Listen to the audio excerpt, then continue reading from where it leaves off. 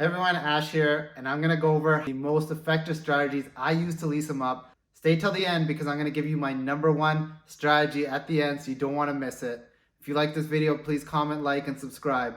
So let's get started. So first, you got to make sure that the place is immaculately clean. I'm talking no speck of dust, no dirt anywhere. When it looks shiny and bright, the tenants fall in love with the property. If I show a dirty property, a tenant's eyes just kind of gloss over and they don't even want to stay. You can see them already planning their next visit to their next rental. The other big one, I've talked about this before, make sure it smells nice.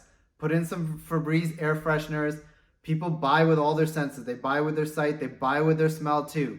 You want to make sure you're appealing to all the senses. My favorite smell, fresh baked cookies. Cookie! Put it in your suites when you do a showing. Tenants love it. They make it feel like it's their home, it's warm, they give them all the fuzzies inside. Now let's take a step back a bit.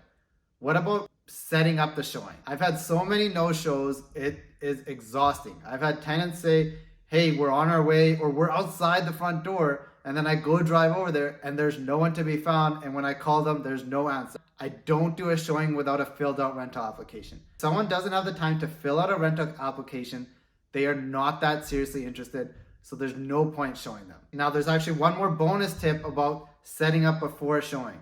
If you're showing a place where you have Wi-Fi access, I will actually get Bluetooth locks put in, so I actually don't even have to go there. Before you let the tenant in, you should get a picture of their photo ID as well. Okay, so now let's wrap this up with what do you do after the showing?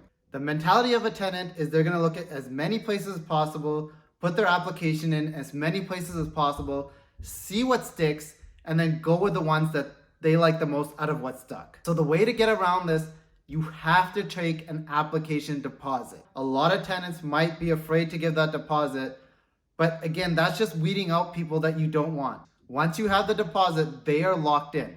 You make them sign a form that if they get approved, this deposit is non-refundable. Now, before I go, I just want to talk about credit a little bit in detail. There's such a thing as good, bad credit. What this means is there are some people with a low credit score, but you have to actually dig into why they have a bad credit score.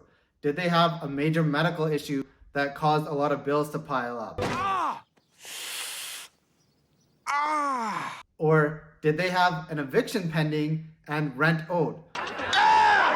Both of those reasons could result to bad credit scores, but there are two very different reasons. And you don't want to exclude somebody that has traditionally paid their bills but ran into some problems. So make sure when you get the tenant credit report, you analyze it in detail so that you're not missing out on a potentially good tenant.